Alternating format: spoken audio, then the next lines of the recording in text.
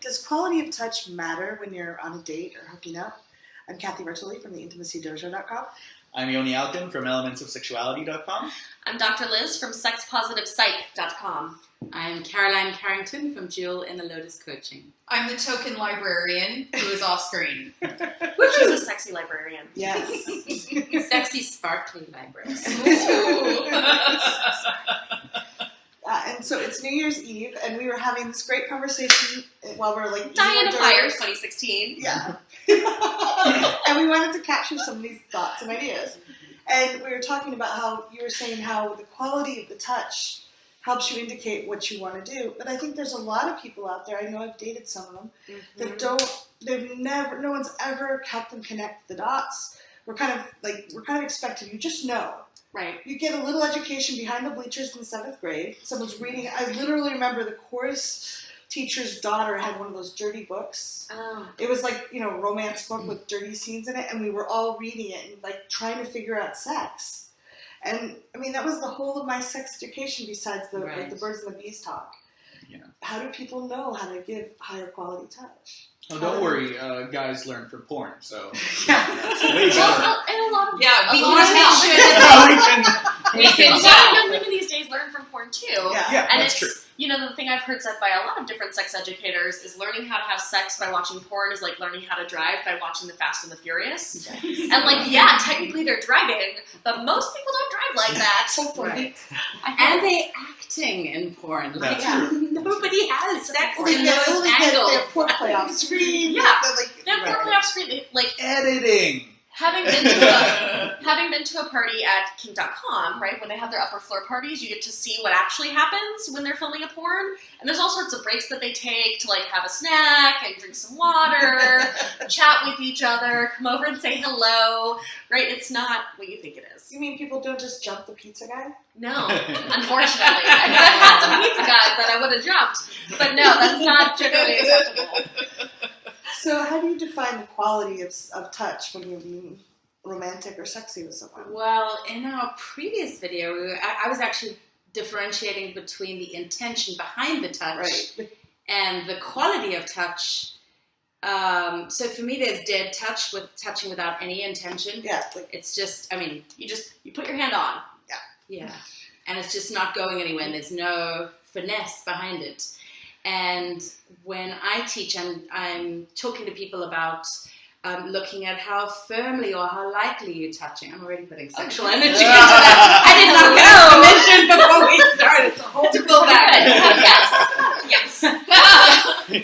she's on record. Then do you want to put, talking about intention, do you want to put sexual intention behind your touch, or do you want to put more of a mothering? I'm not going to pull the sexual energy. It's really hard with this beautiful being next to me. But you can put, when I'm with my students, sometimes what they need, even though they've come for a super sexy session with me, that isn't what they need. They need to be held and nurtured. So thinking about what the person needs or what it is you want to offer them, I think that really helps with the intention. And then actually going and learning how to touch somebody. Because you're right, nobody teaches you. We all just magically expect it to know. And there's some really good classes out there, but I think the first thing is just to put your presence and your intention in your hands, as opposed to I used to always I remember reading a book and I've got to touch this way and I'm supposed to do this for 3 seconds and I was in here or up here. Right. There wasn't any presence. And then when you're just letting your fingers enjoy touching someone, it can be really sensual. Yeah, I think for me too, when I'm touching, what I'm thinking about as well is like, what depth am I touching? Am I touching just the surface of their skin? Mhm. Am I trying to touch a little bit deeper? Am I trying to give them a touch that goes all the way through them, right? That makes them feel seen and heard and held? And those don't necessarily have to be different firmnesses or hardnesses of touch, because you can touch someone in a way that goes through all the way through them with your intention without putting a lot of pressure onto their skin or their muscles. Yeah. Right. And we both do partner dancing. Yeah. And in it, one of the things that I loved learning was about the connection that you make. And basically you make connection with whichever body part that you connect with. Yes. It could be hands holding hands, but it could be shoulder to shoulder or whatever. And the idea behind it is that not only am I touching her back of her hand, she is touching me as well. And this is reciprocal. And if I keep just a dead hand, like not a dead, but like a stiff hand, then this doesn't feel right. We need to live and be. Yes, this is organic. We move against one another. It's an interaction. It's a conversation. Exactly. You know, the same way that Kathy and I talked about kissing being a conversation, right, and being a dance. Touch is that same way. The way that you receive touch also impacts the way that someone touches you. We've all been in a situation where you touch someone and they kind of lean into the touch, and you can feel that they want that touch. And then the time where you touch someone and they're kind of like pulling away from the touch, and you can tell they don't really want that touch, right? Or they tense under your touch. And the way that they are receiving the touch tells you a lot about where they're at and how that interaction is going as well. Yeah.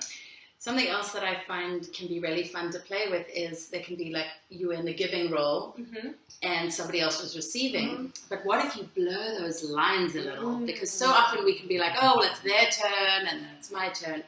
So we can give for somebody else's pleasure. But what if we dial into how good it actually feels as we're giving to somebody else on our skin? So even as givers, the quality of the touch changes. I'm enjoying this far too much for a video. The quality of the touch changes when I dial into how good it actually feels on my skin. And when I let myself be fully present to the touch, it feels different for her than if I'm distracted. Like if you were to continue touching me while I'm talking here and paying attention here, and I'm distracted, it's not going to be the same for her because I have to work harder. She has to work much harder to distract me, right? To bring me out of that. And that's the same way a lot of people have had the experience where they're touching someone and it feels weird and they can't figure out why. And a lot of times it's that disconnect where you're not being present to the touch or they're not being present to the touch or you're coming at it with different intentions. Or sitting there thinking, oh, I didn't take out the trash, and oh, I have to get the groceries. And the mental checklist. Yeah, and you mentioned earlier, both of you, different intensities of touch, but basically there are so many different variations on touch because it's not just hands. We have our whole body, each body part, hair, if you have facial hair, if you have head hair, every part of your body can touch, and you can touch different parts of the different bodies, again, depending on consent. What you have consent for. Of course. And then you can think about scratching rather than just light caresses or gossamer caresses. Ooh. Gossamer I like caresses, that. yes. I'm going to find that. For me. I don't know that word. I will. Gossamer from the foreigner. So a gossamer from one. So basically butterfly touch. Yeah, I like that. Barely touch it. I'm really glad we shot this video. Yes. I think I need to do a do-over, okay. Just But, a little bit more. what was that again? I will say one more thing, though, that there's a huge difference if we touch skin to skin or if we touch over the clothes. Oh, yeah. Or if we touch with wetness or with dry, whether it be How much longer is this video? The last thing I would say as well is that I think a lot of people don't know what kind of touch they like to receive. Because a lot of people have spent most of their life touching others to try to give that other person pleasure and not tuning into their own pleasure and what they like receiving. So an exercise I have people do in some of my classes is practice giving touch to another person where you're actively soliciting or giving feedback, right? Yeah. And what that does, as the person who is having to give feedback, who is being touched, is you have to figure out what it is you actually want done Just kind of differently. tune in and pay attention to it. Yeah. Could you give an example? So the way that I teach people to give feedback when you're the one receiving touch, if you're in the receptive role, is to start with something that's working, then tell them specifically what it is you want them to do differently, phrased in a positive way. So not what you want them to stop, but what you want them to do. Because if you get As too many concrete stop as doings, possible. you can kind of freeze up and like, oh, nothing's working. Well, and if you say, like, stop touching me so lightly, does that mean stop touching at all? Does that mean use my nails? Does that mean massaging motion? I have no idea. All I know is what not to do, and there's a giant, infinite level of possibilities. Yeah. So you need to be very specific. So, like, oh, your fingers feel very warm on me. I would really love if you touched me more slowly. Ooh, that's really lovely. That's Thank really you. nice. And then you give feedback, right? Thank them for paying attention to the change, right? And as the one receiving feedback, it's also helpful if you can remember to thank them. Because how awesome is it when people tell you how to make them feel good? Honest. Yeah. Yeah. I also really liked how everything was language positively, but you started with an appreciation. That feels really good, and I might be using my own words. Yeah, It would sure. feel even better if you included Could X, we Y, Z, try? or could we try? Yeah. Yeah. And the nice Yeah. thing is, if you have like an experimental date, I love to encourage my clients to do that. Like, just spend an hour. It doesn't have to be about orgasm, but it's about, oh wow, that feels really good. Just discovering, because you may not know what you like to do. I'm not as articulate when you're doing that. That's probably a good sign.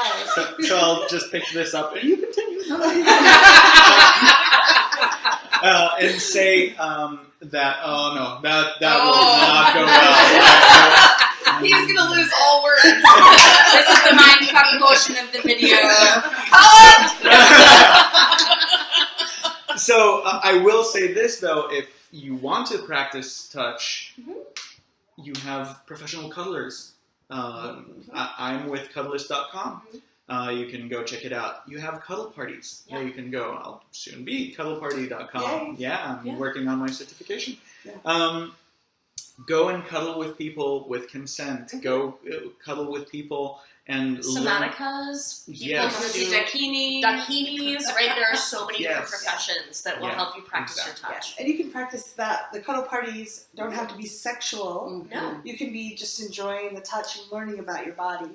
And whether you're at a cuddle party or being sensual, I love to try playing with energy. Like, you can do inhale and exhale, just like you would inhale your breath or exhale your breath. You can be like giving energy or taking it, like pulling it, or kind of gently pushing it into the skin. So you can play around with that and see what feels good to you. In different moods, I like one or the other, or Right. mix or both. And again, I think like learning how you like to be touched, learning how you like to touch is so helpful. Like the same way that everyone should masturbate, so you know what feels good Yeah. on your genitals. So you can tell somebody else. Know what feels good all over your body. Yeah. You're going to have all sorts of erogenous zones and hot spots that you didn't even know you had. And it makes you a good lover to be able to share with your partner, because most people want to know that they're doing a good job. Yeah. And they probably want to please you. That's why they're touching you in the first place. Right? Yeah. Like, I bet that if I could ask each of you right now, wouldn't you love it if every person that you had sex with told you exactly what to do to have the hottest sex possible? Most of you would say yes. And then you right? feel like a rock star. Then you feel like a rock star, right? It's like you get the cheat code to their desire. So you have to know your own cheat code first. Yeah. I would actually love to hear from you guys what kind of touch makes you go, oh, like just shuts you off like, Kathy, and I did. You go, continue the Talk uh, video. amongst yourselves. Thanks very much. Leave comments below. Bye. Thanks for watching. I hope you enjoyed that video. If you like it and you'd like to see some more, consider subscribing. And follow the links in the description below to get more information. Hope to see you soon.